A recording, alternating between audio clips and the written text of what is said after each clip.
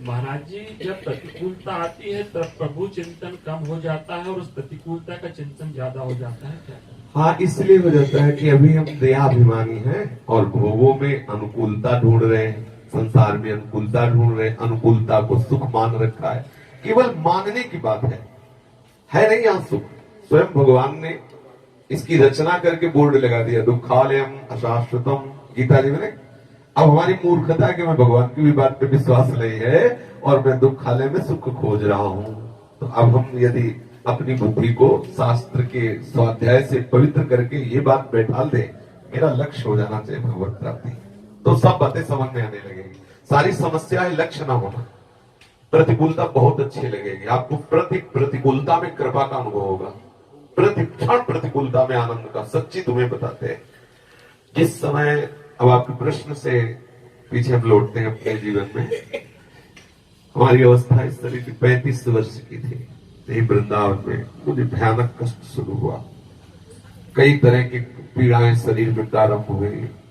तब एक ब्रजवासी बलराम ने उनसे कहा, भैया काहे को मैं मरा जा रहा हूं, बहुत कष्ट हो रहा है शरीर, पता नहीं क्या बात है। तो रामकृष्ण मिशन में उन्हें अल्ट्रासाउंड करवाया, उसमें निकला कि तुम्हारी किडनी खराब है, हो रही दोनों। हमें पता नहीं था किडनी किसे कहते हैं। अब गांव के स्कूल में कक्षा 9 पढ़ने के बाद बाबा जी बन गए, तो कभी ऐसा कोई सहयोग ही नहीं हुआ। तो स्वामी जी जो रामकृष्ण मिशन में उस समय वर्तमान में थे, तो उनके समीप हम गए और कहा कि हमारे पास अर्थव्यवस्था नहीं है और ये रिपोर्ट है, कहते किडनी खराब, जिसमें किडनी क्या होती है, तो उनका एक शरीर का विशेष अंग होता है जिससे मनुष्य खराब हो जाने पर मर जाता है। तो उनका कि इसका ऑपरेशन हो सकता है, इसमें नई किडनी लग सकती है, लेकिन इसमें बड़ी अर्थ की व्यवस्था के साथ किडनी देने वाला चाहिए। उनका रोटी देने वाला तो है, लेकिन किडनी देने वाला कौन मिलेगा, यहाँ छोड़ दिया। अब वो कष्ट भयंकर और चित्त में बात बैठ गई कि मैं मरने वाला हूं, मेरी किडनी खराब हो गई। फिर वो आनंद तुम्हें कैसे बताएं जो इसके बाद आनंद मिला। फिर अंदर लगा कि भगवान ने आपने बहुत कृपा की, ब्राह्मण के घर में जन्म दिया, ऋषियों के कुल में, बच्चापन से निकाल दिया, लेकिन अभी वो बात नहीं बनी जिसके बनने के बाद मैं हाथ उठा के कह सकूं अब कृत्य भयो मैं। और हमारा जीवन व्यर्थ हो गया, अंदर से ऐसी ग्लानि हुई। अब हमें स्वामी जी ने कहा कि किडनी फेल का मतलब मर जाता, तो हम रोज एक भोले पर में बड़ी कृपा हुई, रोज हम ठाकुर को अपने ऐसे कपड़े से बांध के लेटते थे, पता नहीं कब मर जाए। कोई है तो है नहीं हमारे पास, रज लगाते चरणामृत पीते ठाकुर को अपने बांध के, तो जब मरेंगे तो ये भी हमारे साथ ही रहेंगे ऐसा। तो बहुत रोना आया जब वो रिपोर्ट आई, यही अचल बिहार, बहुत रोना आया। वो वास्तविक कोई मेरा सहयोगी नहीं था, ना 1 रुपया, ना कोई पानी देने वाला, ना कोई व्यवस्था। तो बहुत रोना आया। प्रियाजू से कहा, प्रियाजू अब क्या साधन भजन होने वाला, अब मैं विश्वास भी नहीं कर सकता कि मैं आपको प्राप्त कर सकता। वो बात ही अलग होती जो उस समय की थी, वो आर्त भाव से रोना, वो विकलता अकेले कमरे में। फिर जो कृपा की अनुभूति हुई, जो उस समय कृपा हुई, वो सब पानी से नहीं, बस उसी दिन से शेर हो गई। जो आप सुनते हो ना, उसी कृपा का शेर की तरह। तो किडनी कोई ठीक थोड़ी हो गई, वो तो और रोज खराब ही हो रही, दवाओं के द्वारा थोड़ा उसको लेस पोस के पुष्ट किया, लेकिन आपको लगता है किडनी खराब है, आपको लगता है? और आप रिपोर्टें देख लो, डॉक्टर होश खराब है और आपको लगता है मैं से जी रहा हूं, है? आपको ऐसा तो नहीं लगता? ये कृपा का। और बिल्कुल उसी दिन से निर्भय हो गया। जब ये बात हृदय में श्री जी के द्वारा दी, वो जो बात आई, जो श्री जी की कृपा का अनुभव, बस उसे बोलो, ये रोग मेरे लिए प्रतिकूलता हुई है, कृपा हुई। मैं तो समझता हूं अगर ये रोग ना होता तो मेरी बात न बनती। तो मैं तो जानता हूं कि हर बार जन्म हो ऐसे किडनी फेल हो, इससे लाडली लाल मुस्कुराते नजर आए, इससे बढ़ के कृपा और क्या हो सकती है। धन्य है वो दुख, धन्य है वो प्रतिकूलता जो प्रभु के चरणों में पूर्ण समर्पित कर दिया। जब रोग हुआ तो लगा अब क्या, असली शरणागति तब हुई कि अब मैं किसी योग्य नहीं, प्रभु मुझे स्वीकार कर लो। वही से बात बन गई। जब कृपा हुई तो लगा मन मरा, अब किस काम, अब क्या साधना, हे हरि आप मुझे, हे प्रिया जो मुझे स्वीकार कर लो, ये बात बन गई।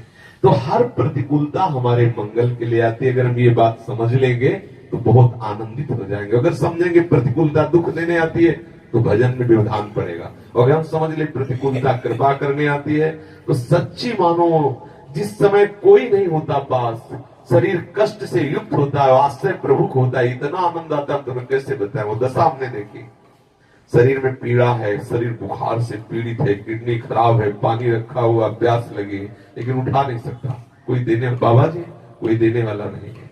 उस समय जो शरणागति होती, उस समय जो कनेक्शन मिलता, वो बातचीत से थोड़ी होता, वो तो हृदय का विषय होता। प्रभु ऐसी स्थिति कर देते, तब लगता आहा। फिर जब कोई उसी समय आता है और गिलास देकर पिलाता है, तो वो अनुभूति कौन हटा सकता है? वो जीवन जो हम जैसे कभी कभी किसी ने कहा कि भगवान है, इसका प्रमाण क्या? आप कहते हैं हमारी छाती है। क्यों बोलते हैं? क्योंकि हम वो देखा है, उनका दुलार देखा है, उनका प्यार देखा है, तभी कहते हैं हमारी छाती प्रमाण। तुम्हें दूसरे शास्त्र ऐसी प्रमाण की जरूरत नहीं, तुम्हारे सामने बैठा हूं, अगर आप हो तो देख खोल के कि भगवान है, इसका प्रमाण मैं हूं, देख मेरे सामने देख। अब ये देखने के लिए भी तो नेत्र चाहिए, जब तक वो नेत्र नहीं होगी तो कैसे समझ? अमोघश्च, यदि एक बार तुमने देख लिया तो अमोघश्च, तुम भी उसी स्थिति को प्राप्त हो जाओगे निश्चित। साधु संग का फल अमोघश्च। पर भगवान के प्रति ऐसा समर्पित रहे, वो बड़ा लीला बिहारी है।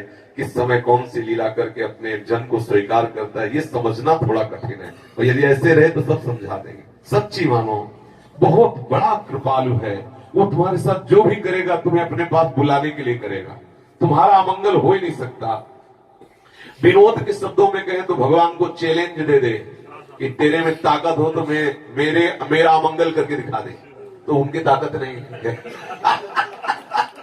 मंगल भवन, अब भगवान में भी ताकत नहीं कोई मंगल करता। अरे जो जहर पिलाने जा रही उसको तो परम पद दे दिया, जिसने गालियां दी उसे तो सायुज्य मोक्ष दे दिया। और जो थोड़ा भी प्यार करते हैं उनकी दुर्गति कैसी बात करते, जिन्होंने गालियां दी उसे परम पद दे दे। का ऐसा कौन कृपालु, कम्बा दयालु शरणम प्रजामा, कौन ऐसा दयालु भगवान की ताकत भी नहीं कि अमंगल कर सके।